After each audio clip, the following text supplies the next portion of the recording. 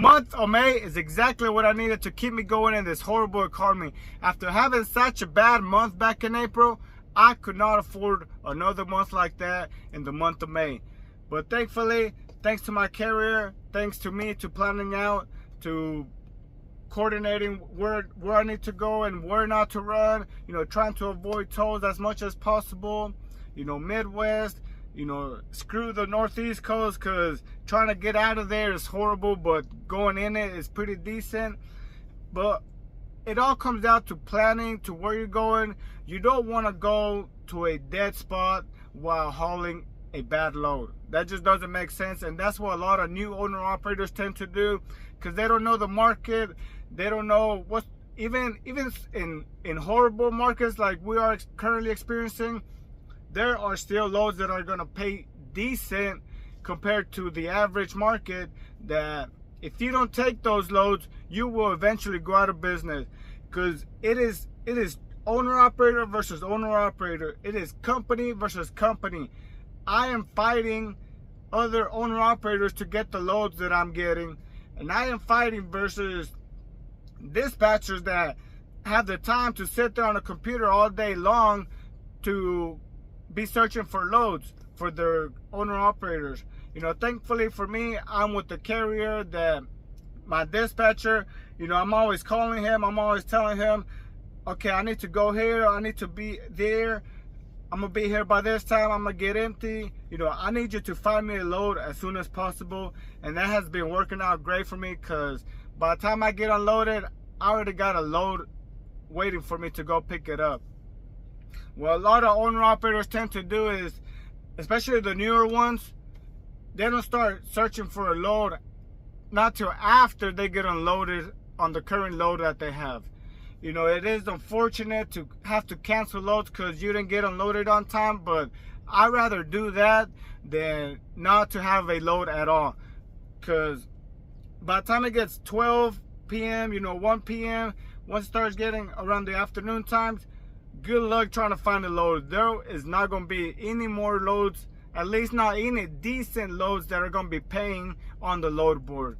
So if you're an owner operator or you want to be a owner operator, my recommendation is to always be on the load board, or hire a dispatcher that is going to take that burden off of you, and you can be, you know, paying attention to the road and stuff like that. Because the last thing you want to do is be stuck somewhere without a load.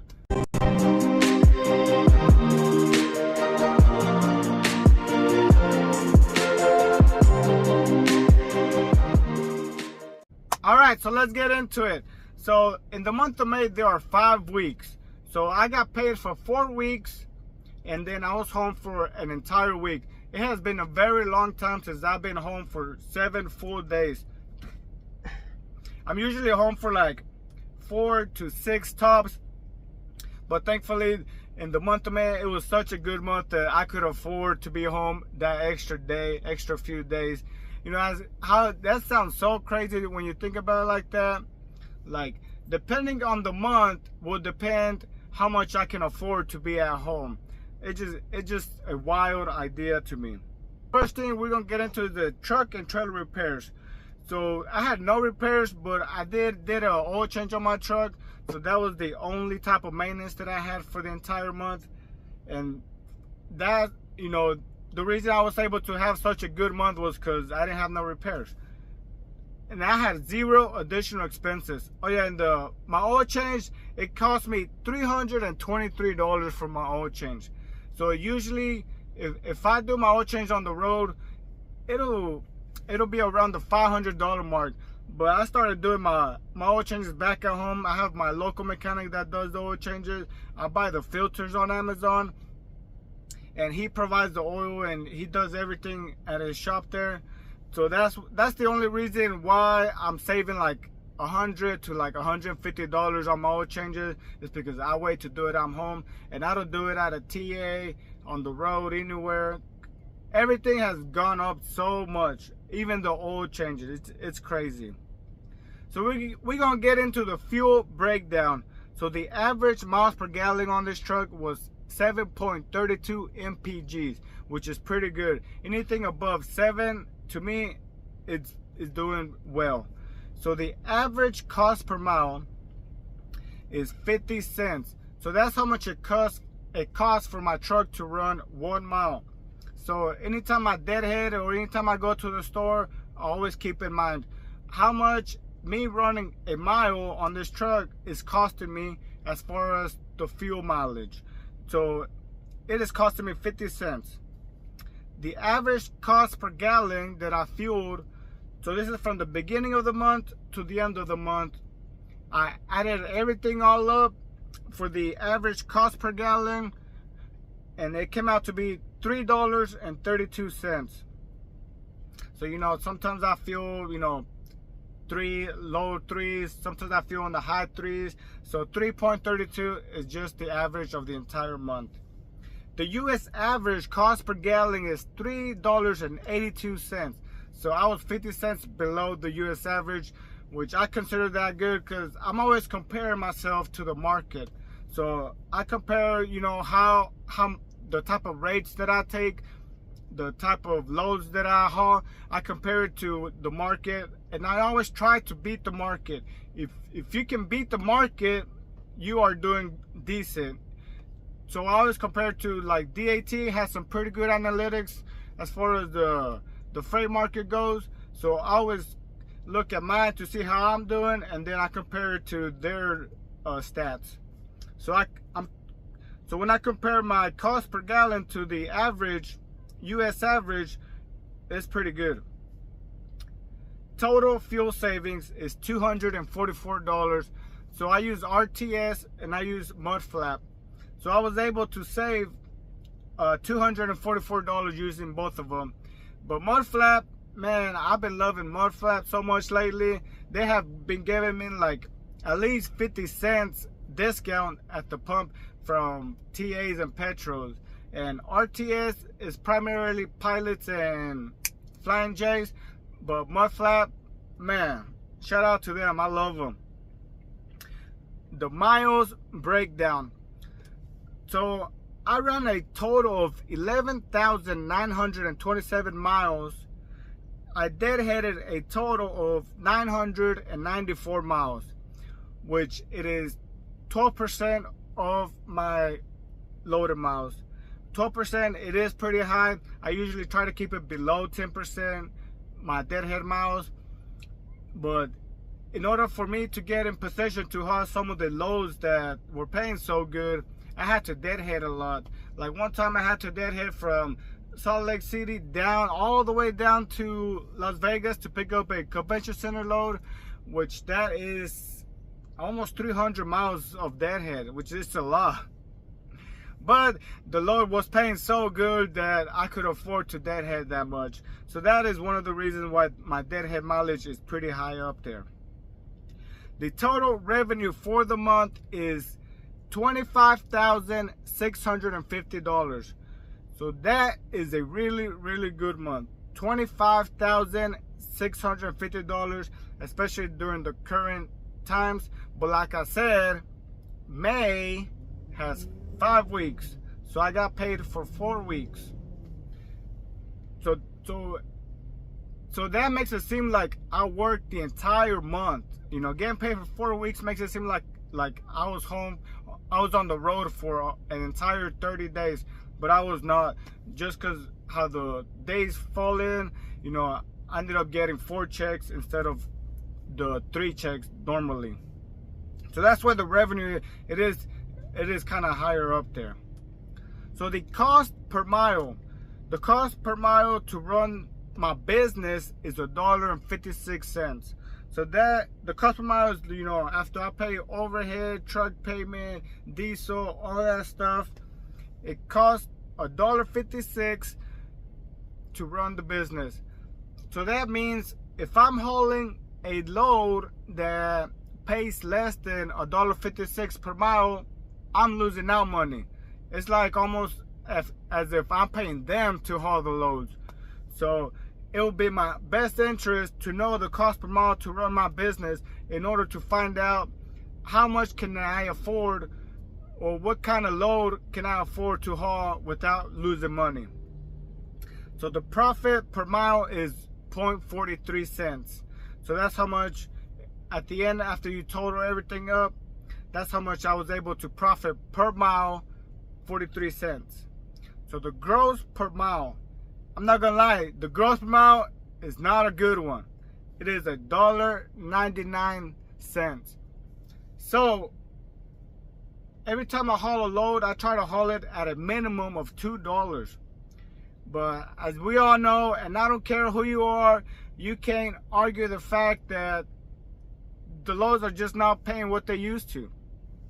So I forgot to check what the DAT was saying as far as the rate per mile was, but I might check it here in a little bit.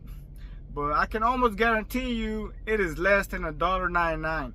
If it is not less than $1.99, I'm about to go run 100 laps in this freaking hot weather that it is in Dallas, Texas. It is freaking hot out here, man.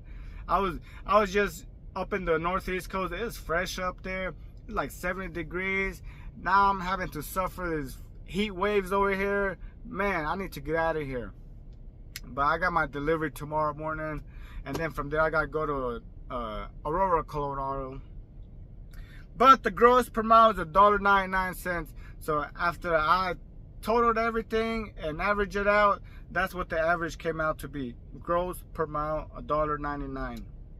All right, so next we're gonna get into my profit and loss statement. So I am gonna go through this relatively fast. If you want to see this entire breakdown, I'm gonna have a link in the description to my website. It's gonna have everything that I'm talking about. That way you are able to see the numbers on the screen instead of just hearing me talk. So let's get into the profit and loss statement. So like I said before, my gross income was $25,650. So that's for the freight that I hauled, that's for the detention, and that's for any extra type of income that I was able to get that month. So next we're gonna go through the expenses. I had a 12% carrier fee, which is $3,072. So that is how much I pay the current carrier for me to be leased onto them. $3,072. Next, we have total fuel, $5,869, which truck fuel is $5,192. DEF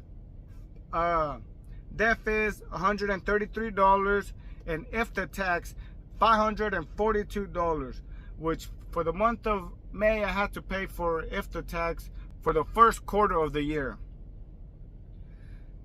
Next, we have insurance. So total for insurance, $1,781, and it's broken down in bobtail liability insurance. I paid $391. Cargo insurance, I paid $1,250.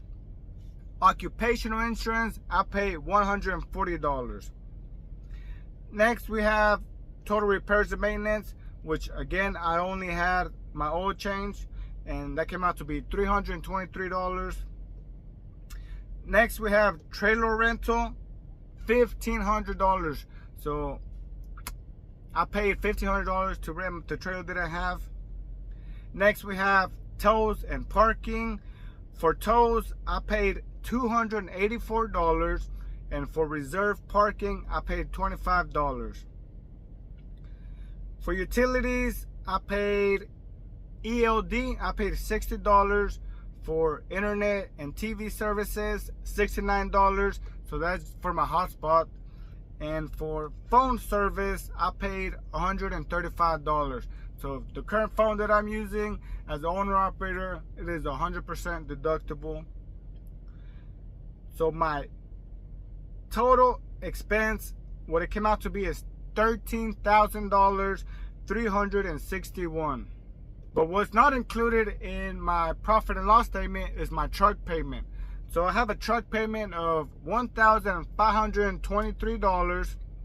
So after all my normal expenses, after my truck payment, that leaves me with a net profit, with a take-home profit in the pockets of $10,765.74. So back in April, I had a net profit of like, I think it was a little over 6,000, which company drivers make that, you know. That's what company drivers usually make. So this month, you know, like I said, it was a really good month, $10,765, which I have always tried my best to make a net profit of at least 8,000 a month as an owner operator. If you are constantly having to go in the red and the negative, it is just a matter of time before it wipes you out as an owner operator and you will fail as a business. So you have to be careful, you know. You have to know your numbers. Like, how many owner operators know a detailed breakdown of what I just went through? There's not a lot of them.